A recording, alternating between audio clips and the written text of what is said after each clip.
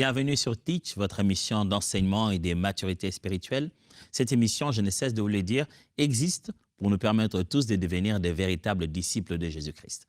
Et cette semaine, nous sommes en train de continuer quelque chose que le Seigneur a commencé avec nous depuis la semaine passée. Il s'agit de parler de la foi. La foi, la vraie foi. Pas seulement la foi d'être chrétien, de croire en Christ, de devenir enfant de Dieu, mais aussi celle de faire confiance en Dieu et encore plus, celle de démontrer la puissance de Dieu, de démontrer la réalisation physique des choses invisibles auxquelles on croit. Et on a appris tellement de choses. Aujourd'hui, la question c'est de se dire comment Dieu fait-il grandir la foi en utilisant un ingrédient spécial qu'on appelle les épreuves. Comment Dieu, à travers les épreuves par lesquelles il nous fait passer, trouve-t-il l'occasion de grandir notre foi ou de booster notre confiance en lui ou notre capacité à manifester son plan au travers de nous? Alors, let's teach. Grandissons ensemble. Vous devez savoir que les épreuves sont une partie inévitable de la foi chrétienne. Mais elles ne sont pas sans but. Quand Dieu nous fait passer par les épreuves, il a quelque chose dans la tête. Nous tous, nous passons par des épreuves. Quel que soit ton degré de détermination et de positivisme que tu peux avoir, les épreuves font partie d'un processus divin. C'est Dieu qui a prévu les épreuves. Les épreuves ne viennent pas du diable. C'est vrai que dans la Bible, c'est le même mot en grec par lequel on traduit tentation et épreuve. La différence n'est que dans le contexte. Mais quand Dieu nous éprouve, c'est pour nous rendre meilleurs. Quand l'ennemi nous fait passer par une épreuve, c'est pour nous détruire. C'est pourquoi en français, les termes sont vraiment très bien trouvés. Il y a tentation d'un côté et il y a épreuve de l'autre. Tentation, c'est quand le diable veut nous éprouver en envie de nous détruire. Pendant que lorsqu'on utilise les mots épreuve, c'est pour dire comment Dieu nous fait passer par un processus aussi complexe qu'il puisse exister pour nous. Mais la finalité, c'est de nous rendre meilleurs. Ne dit-on pas souvent, au milieu des hommes, on a tendance à dire que ce qui ne te tue pas te rend meilleur. C'est un peu la même philosophie ici avec les épreuves. Quand Dieu nous fait passer par des situations qu'on aime appeler épreuves, c'est pour fortifier et améliorer notre foi. C'est quoi une épreuve? Une épreuve, ce n'est pas le fait que tu te sois toi-même embarqué dans une chose que Dieu t'avait dit non. Ça ne s'appelle pas une épreuve parce que ça t'énerve. J'ai entendu un jour une fille dire « Mon petit frère, c'est vraiment mon épreuve. Dieu, pourquoi tu me donnes une épreuve aussi difficile d'avoir un petit frère qui n'écoute jamais ?» Non, je ne parle pas de votre petit frère ou de votre petite sœur qui sait comment vous énerver. Je parle des véritables épreuves bibliques. Ça signifie que Dieu vous fait passer par une situation dans laquelle vous avez l'impression que vous avez peu de moyens, peu de capacités. Vous n'en avez même pas. Vous ne savez pas, comme on dit, à quel saint vous vouez. Vous ne savez pas d'où viendra le secours. Vous sentez que cette situation vous éprouve émotionnellement, psychologiquement, même de fois physiquement. Vous ressentez vos limites. Vous avez utilisé vos ressources, mais vous continuez à, malgré tout ce que vous avez déjà fait, vous continuez toujours à passer par un moment de disette, un moment de manque. Vous manquez des relations, vous manquez de temps, vous manquez la force physique, vous manquez la force psychologique. Vous mettez tout, mais ça ne fait qu'avaler et vous n'avez plus de ressources et vous êtes limité. Vous ressentez ces limites. Dieu vous éprouve. Dieu éprouve vos capacités.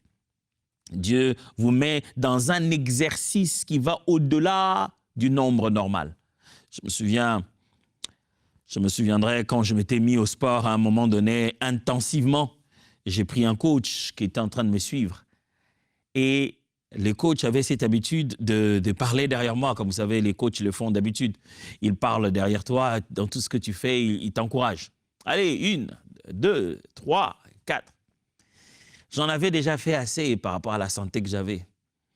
Alors il m'a dit, 3, vous savez, les coachs, ils ont l'habitude de donner eux-mêmes l'exemple en faisant 3 fois. Et puis, toi, tu vas faire jusqu'à 10 et jusqu'à 12. Des fois, c'est énervant. On dit, mais pourquoi il a fait que 3? Et puis, moi, je veux faire 10. Mais bien sûr, quand tu le regardes, tu te dis, lui, il n'en a plus besoin. Hein. C'est moi qui en ai besoin.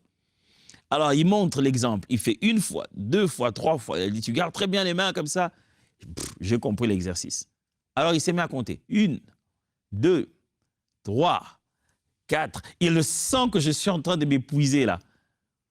4, 4, 4, 4, 4. Allez, allez, encore. 5, 6, on y est presque. J'ai dit 6. On y est presque. Comment? On va jusqu'à combien là? Si tu es presque 7, allez, encore un peu plus de force. Et là, il m'a lâché la phrase, dit que c'est quand ça fait mal que ça commence à faire bien. Et il dit, ah bon, en fait, je suis là pour venir souffrir en fait. Hein. Donc, tu as prévu de me faire mal. Mais il n'avait pas tort. Si c'est dans l'ordre de ce que je peux maîtriser, si je peux le faire aisément, qu'est-ce que ça peut apporter comme changement? Je ne développerai aucun muscle si je ne les amène pas à bout de force, si je ne les amène pas vers la fin, à la limite de ses potentiels. C'est comme ça que Dieu nous muscle aussi spirituellement, en particulier notre foi. Il amène ça jusqu'au bout, jusque là où ça fait mal. Ça ne fait pas seulement mal, vous savez, quand vous faites des exercices pareils, ça fait mal à ce moment-là, juste, oh, vous expirez là, vous dites, oh, c'était difficile. Ça ne sert à rien. Demain matin, et un jour après, c'est là que vous commencez à ressentir les vraies douleurs. Mais après, ces douleurs disparaissent et vous ressentez les muscles être présents. Il en est de même de notre foi. Les épreuves par lesquelles Dieu nous fait passer, ça peut vous donner envie de croire que Dieu veut vous tuer. Seigneur, tue-moi seulement que je meure parce que là, c'est trop. C'en est des trop. Mais Dieu nous amène jusqu'au bout parce qu'il veut effacer nos anciennes limites et faire grandir notre foi. La première chose à savoir en matière des épreuves, c'est que les épreuves purifient et affinent notre foi. Je le répète, les épreuves purifient et affinent notre foi. Dans 1 Pierre, chapitre 1er, du verset 6 à 7, il est écrit ceci. C'est là ce qui fait votre joie. Quoique maintenant, puisqu'il le faut, vous soyez attristés pour un peu de temps par diverses épreuves, afin que l'épreuve de votre foi, plus précieuse que l'or périssable, qui cependant est éprouvé par le feu, ait pour résultat la louange, la gloire et l'honneur lorsque Jésus-Christ apparaîtra. Pierre est en train d'exhorter les autres frères en leur disant « Tenez bon quand vous passez par les épreuves », mais il leur dit « L'épreuve qui est en train de se passer maintenant à votre foi vous rendra meilleur. » Ça fera en sorte que lorsque le Seigneur va revenir, vous brillez, vous soyez reconnus comme des personnes dignes d'honneur, que ça fasse ce que vous allez devenir rendre gloire à Dieu. Mais votre foi va passer par une épreuve. Et il donne un bel exemple, il dit, comme on fait passer l'or par le feu. L'or est là, on le prend des morceaux de roche, mais il n'est pas encore à l'état que nous connaissons le plus. Il ne fait pas encore le wow que nous voyons d'habitude. Il doit passer par un processus, entre autres, un processus qui va presque le dilater. Ça doit être tellement chaud pour que ce qui était solide devienne liquide. Mais ça va polir, améliorer la qualité de l'or. L'or va avoir plus de valeur, mais à haute tension. Est-ce que vous êtes en train de passer par une saison à haute tension? Est-ce que vous êtes en train de passer par une saison de grands feux et de grosses tribulations? Vous avez l'impression qu'on a allumé la fournaise au maximum, la fournaise de vos poches au maximum, la fournaise de votre couple au maximum. Vous êtes en train de passer par quelque chose où vous avez l'impression que ça chauffe, Seigneur. Tenez bon. Vous n'en sortirez pas le même. Tenez bon. Après tout ceci, votre vie ne sera plus jamais la même. Parce que Dieu a visé cela. Il a un but.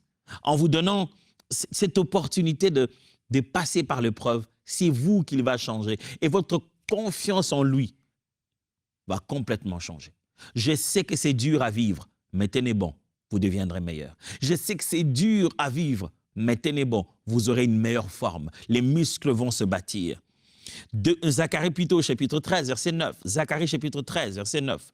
La Bible dit « Je mettrai ces tiers dans le feu, et je le purifierai comme on purifie l'argent. Je l'éprouverai comme on éprouve l'or. Il invoquera mon nom, et je l'exaucerai. Je dirai, c'est mon peuple, et il dira, l'Éternel est mon Dieu. » Dieu donne même image ici. Il parle du peuple d'Israël, de ce qu'il va faire de lui. Il dit qu'il prendra un tiers de la population et il les mettra dans le feu. Et il éprouvera comme on éprouve l'or. Il n'est pas dit qu'il va les brûler. Il a dit qu'il va leur faire passer par l'épreuve. Et qu'est-ce que cette épreuve va faire? La Bible dit, il dirait, il invoquera mon nom et je l'exaucerai. Je dirai, c'est mon peuple, et il dira, l'Éternel est mon Dieu. C'est-à-dire qu'il va leur faire passer par une telle épreuve qui va tourner leur regard vers Dieu. Vous savez, l'épreuve nous fait prier comme jamais. L'épreuve. On raconte l'histoire d'une sœur qui, voilà, elle marchait dans la rue et tout. Quand elle marchait, elle avait toujours ses allures, voilà, les pas des dames très bien soignés et tout. Et quand elle passait, tout le monde connaissait bien sa façon de marcher. Un jour, des jeunes qui ont voulu un peu perturber son calme et son assurance ont inventé un truc. On savait qu'elle avait une peur bleue des chiens. Alors on s'est dit, aujourd'hui, on va briser les beaux rythmes qu'elle a quand elle marche. Ce jour-là, elle marchait. Quand elle marche, tout le monde dans le quartier le regarde. Waouh, quelle allure, des mannequins. Ces jeunes-là sont allés chercher un chien quelque part dans la parcelle. Ils l'ont pris, ils l'ont bien tenu. Et pendant qu'elle marchait tout bonnement, les chiens commençaient à aboyer. Wouh, wouh, wouh, juste derrière elle. Wouh, wouh. Ah, elle avait une telle peur des chiens qu'elle ne s'est même plus souciée des talons, des escarpins qu'elle portait, ni de son rythme bien soigné. Elle a pris une telle vitesse qu'on a découvert qu'elle avait des capacités à courir à 100 mètres. Elle a pris une telle vitesse qu'elle ne s'est même pas souciée de comment elle s'est habillée.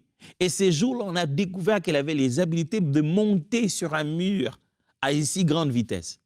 On a lâché les chiens derrière elle. Elle a couru, elle est montée sur un mur, elle est sautée de l'autre côté, boum, ouf. Elle était là. Elle avait, ouais, ouf.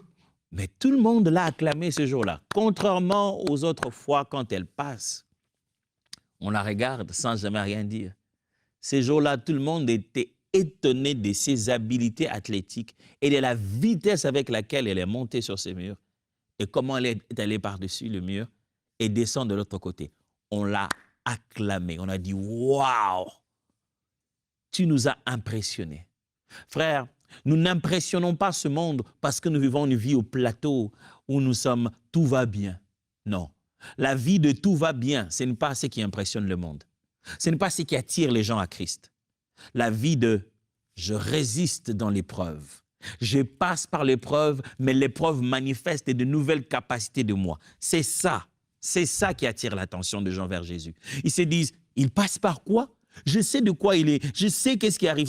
C'est par ça qu'il passe. Mais ça m'étonne qu'il soit comme ça. D'ailleurs, ça a encore bonifié sa vie, ça a encore manifesté des nouvelles capacités en lui pendant qu'il passe dans l'épreuve.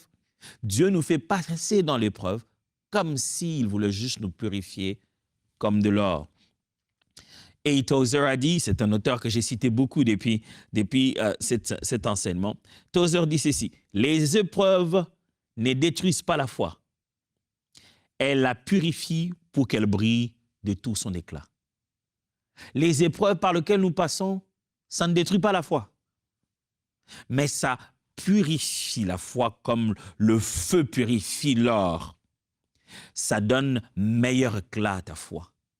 Si tu reconnais la foi d'une personne, ça a certainement été à travers une épreuve, quelque chose. Il a dû manifester sa foi à contre-courant, alors sa foi s'est le mieux manifestée. La foi, c'est un peu comme les étoiles et la nuit. Plus il fait sombre, plus tu te rends compte qu'il y a des étoiles. Alors, Dieu de foi aime que ça fasse sombre. Ce n'est pas pour sombrer ta vie, mais c'est pour donner de l'éclat à ta foi. Les épreuves participent activement à bâtir notre foi. Alors ne te fatigue pas, tu n'en es pas mort. La Bible dit ceci, même un chien vivant vaut plus qu'un lion mort. Tant que tu as la vie, c'est qu'il y a un plan de Dieu et tu vas sortir de ça. Deuxième chose, sur la manière dont les épreuves contribuent à améliorer notre foi. Deuxième chose, les épreuves produisent ta force de caractère. Les épreuves produisent ta force de caractère. Écoute-moi, bien-aimé, quand tu passes par un moment difficile, tu vas finir par devenir une meilleure personne. Un de mes mentors a formulé ça une fois comme ça, avec un jeu de mots de dur. Il dit ceci: les temps durs ne durent jamais, ce sont les hommes durs qui durent. Il dit, les moments difficiles dans la vie ne sont pas là pour longtemps, mais ce sont les gens solides qui vivent longtemps, solides de caractère. Quand Dieu veut te rendre fort et meilleur dans ton caractère, dans qui tu es censé être, souvenez-vous, nous allons aller dans la cité éternelle, pas parce qu'on a vécu beaucoup de miracles, mais parce qu'on est tel qu'il est, parce qu'on reflète sa nature, parce qu'on se comportait, on a vécu, notre caractère a été bâti à sa nature. Dieu ne vise pas tes poches, il vise qui tu dois devenir. Et si dans ce que tu as, il y a quelque chose qui est lié à ce que tu deviens, Dieu utilisera ce que tu as pour que tu deviennes ce qu'il veut que tu deviennes. Alors, les épreuves sont là pour produire en toi la force de caractère. Quelqu'un qui dit non aux sollicitations financières mauvaises pendant qu'il est dans la disette, il a appris à bâtir une force de caractère. Les gens deviennent très fragiles quand ils sont dans l'extrémité, soit l'extrémité de pauvreté, soit l'extrémité des richesses. C'est là qu'on commence à voir leur caractère tomber comme ça en vrille. Et la force de caractère se manifeste bien dans nos vies, bien-aimés, lorsqu'on passe par les épreuves. Jacques chapitre 1, verset 2 à 3 dit: « Mes frères, réjouissez-vous lorsque vous passez par toutes sortes d'épreuves ou des tentations. Estimez-vous heureux. Elles sont pour vous l'occasion d'accéder à la joie parfaite. Vous savez bien que si votre foi est mise à l'épreuve et si elle tient bon, elle développera votre endurance. » On a aujourd'hui ces grands problèmes avec beaucoup de chrétiens. Ils ne sont pas endurants. Il n'y a pas de l'endurance. À peine 2-3 choses, il se met déjà à pleurer. Il va chercher les prophètes, il va chercher un homme de Dieu, il va chercher des charlatans à la quête de qui fait les miracles les plus spectaculaires parce qu'il ne veut pas passer par les épreuves. Ça fait mal. Mon frère, ça fait mal, mais ça te rend fort. Ça bâtit la nature de Christ en toi. Jésus venu dans la chair, le Fils de Dieu, ça n'a pas pourtant empêché qu'il ait des ennemis, des gens qui ne le comprennent pas, qui concoctent le mal contre lui. Pourquoi voudrais-tu être acclamé de tous? Ça va te rendre fort. Romains chapitre 5, versets 3 à 4. Mais il y a plus. Dès maintenant, nous pouvons être remplis de joie au milieu des épreuves et des souffrances. Oui, malgré nos difficultés et nos détresses, nous triomphons. Car nous savons qu'elles contribuent à notre bien. L'épreuve nous apprend à être patients, à porter nos fardeaux sans rechigner. La patience nous affermit et développe notre force de caractère. Vous avez entendu ça? La patience nous affermit et développe notre force de caractère. Elle nous aide à faire toujours davantage confiance à Dieu. Lorsque nous avons traversé victorieusement l'épreuve, notre foi et notre espérance acquièrent force et constance. Force et constance, c'est ce que Dieu vise avec ta foi à travers l'épreuve. Il ne veut pas te tuer, il ne veut pas te faire pleurer, tu pleureras. Il ne veut pas te faire mal, tu auras mal. Il ne veut pas te faire souffrir, ça fera mal. Mais ce n'est pas le mal son but. Son but, c'est ce qui vient après. Avez-vous déjà subi un pansement? Moi, je me rappelle une fois, j'ai encore les cicatrices jusqu'à aujourd'hui, très jeune, très fougueux là, j'ai commencé à faire des acrobaties en plein milieu de la rue. Nous, on mettait un pneu, je ne sais pas si vous savez ça, on mettait un pneu, on mettait des cales à l'intérieur, et on bondissait dessus pour avoir de l'élan et faire des acrobaties. Un jour, je suis allé le faire pendant que notre maman ma mère ne le savait pas, elle n'aimait pas ça. On l'a fait dans une nouvelle parcelle, la maison n'était pas encore finie, elle était encore en construction. Alors, il y avait des débris. Ce jour-là, j'ai fait très bien ce que je devais faire. Et en redescendant au niveau de mon talon, il y avait des débris de verre qui sont entrés dedans. Boum, tout plein dedans. Oh, j'ai saigné comme pas possible. Et ceux qui savent un peu de quoi je parle, ils savent très bien que dans ces moments où on va faire ces acrobaties, les amis ont toujours un principe, c'est que quand il y a un problème, tout le monde fuit. Dès qu'il y a un malheur, il y a quelqu'un qui a mal fait son tour et qui est tombé sur la nuque ou quoi, ou que quelqu'un s'est blessé, première réaction, tout le monde s'en va. En fin de compte, voilà, j'ai suis blessé, on me ramène à la maison, on me met des points de suture, et il fallait couvrir ça. Il n'y avait pas un moment plus difficile dans la blessure que les pansements. Aïe, aïe, aïe, aïe. Parce qu'après, on allait chez l'infirmière, elle ouvrait la plaie, elle ouvrait les bandeaux et tout. Elle prenait de l'alcool, elle prenait tous ces trucs, elle mettait... Oh, je sentais que ça allait dans mon cœur, ça faisait mal. Mais elle me faisait du bien. Ce qu'elle faisait, c'est ça qui m'a changé. C'est ça qui m'a permis d'avoir finalement mon corps et ma peau séchés. Dieu est en train de penser quelque chose en toi qui n'est pas fini. Pour sécher ça, ça va faire un peu mal. Oui, ça fait un peu mal, mais il doit continuer à le faire. Il ne veut pas te tuer, il veut te rendre bien. John Wesley a dit ceci, c'est par l'endurance que nous finissons la course. C'est par l'endurance. Si la foi produit en toi de l'endurance, sache-le très bien. Cette endurance, Dieu en a besoin en toi pour que tu finisses bien. Aujourd'hui, on voit beaucoup de gens qui ont bien commencé, mais qui ont mal fini. Pourquoi? Parce que pendant les épreuves, ils n'ont jamais accepté que c'était des épreuves. Soit c'est le diable, soit que c'est un problème. Il n'a jamais accepté que Dieu a initié cette situation dans le but de travailler un caractère en lui et de le rendre plus endurant. Troisièmement, les épreuves renforcent ta confiance en Dieu. Les épreuves renforcent ta confiance en Dieu. Psaume 37, 4 à 5 dit, « Fais de l'Éternel tes délices et te donnera ce que ton cœur désire. Recommande ton sort à l'Éternel, mets en lui ta confiance et il agira. » 2 Corinthiens chapitre 1, versets 8 à 9, la Bible dit, « Nous ne voulons pas en effet vous laisser ignorer, frères, au sujet de la tribulation qui nous est survenue en Asie, que nous avons été exclusivement accablés, au-delà de nos forces, de telle sorte que nous désespérions même de conserver la vie. Et nous regardions comme certains notre arrêt de mort, afin de ne pas placer notre confiance en nous-mêmes, mais de la placer en Dieu qui ressuscite les morts. » Paul dit, pendant notre temps de la mission en Asie, on est passé par des moments si difficiles qu'on s'était déjà dit, OK, on va mourir. Comme ça, on ne fait pas confiance à l'homme, on dit, on meurt dans tous les cas, c'est l'Éternel qui prendra notre vie. C'est lui qui ressuscite les morts. S'il veut qu'on meure, on meurt. Vous est-il déjà arrivé de passer par un moment, une preuve où vous commencez à penser réellement à votre mort certaine? Vous dire, bah, je vais mourir, je vais aller en prison, je dirais que ma vie... Avez-vous déjà visualisé la fin de votre vie de façon brusque?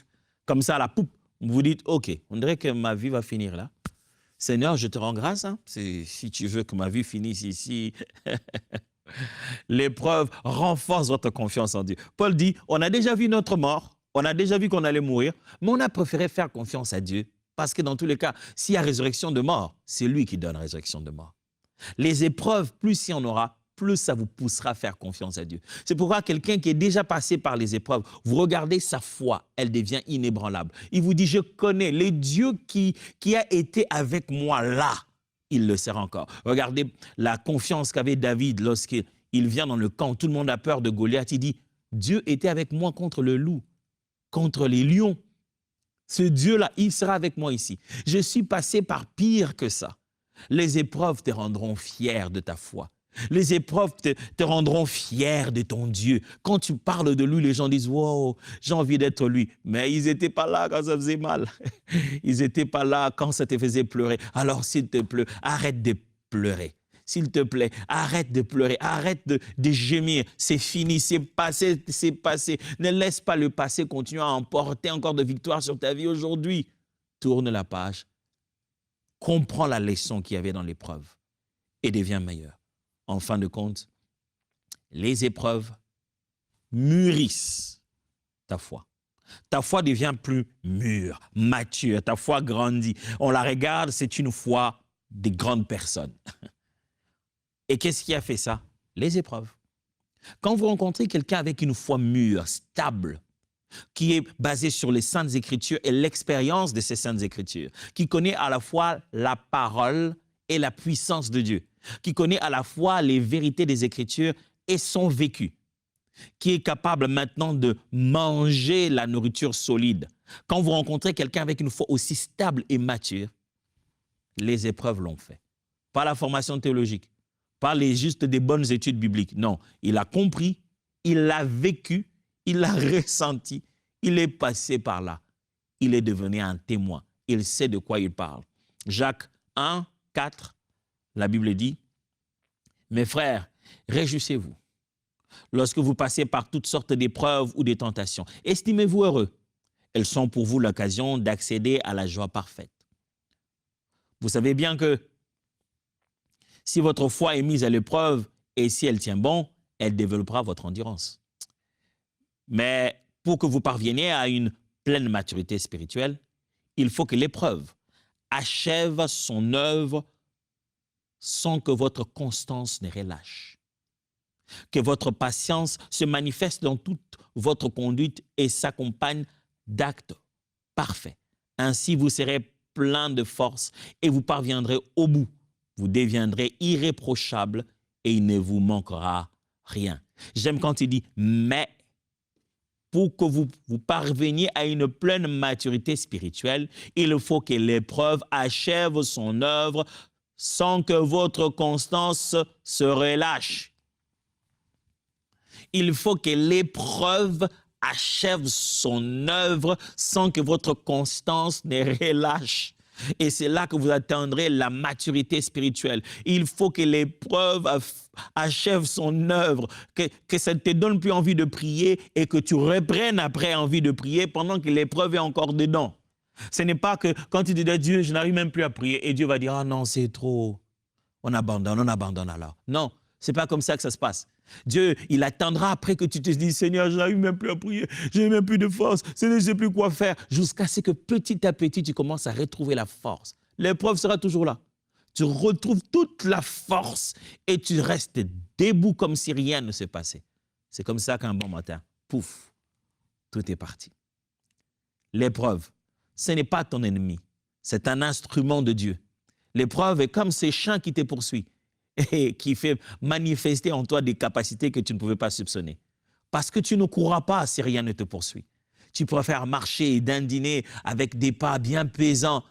Tu préfères avoir un rythme des fils et des filles du royaume. Mais quelquefois, ce n'est pas fils et filles de royaume que Dieu veut.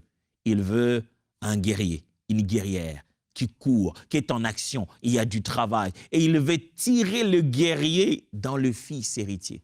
Pour ça, il te fait passer par l'épreuve. Laisse-moi prier avec toi.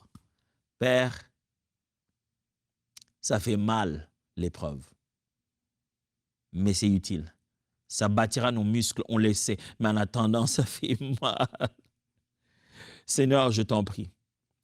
Toi, le Dieu qui donne la manne même quand nous sommes encore dans le désert. Souviens-toi de fortifier notre foi dans le processus de l'épreuve. Au nom de Jésus, Amen. Dieu vous bénisse et à demain.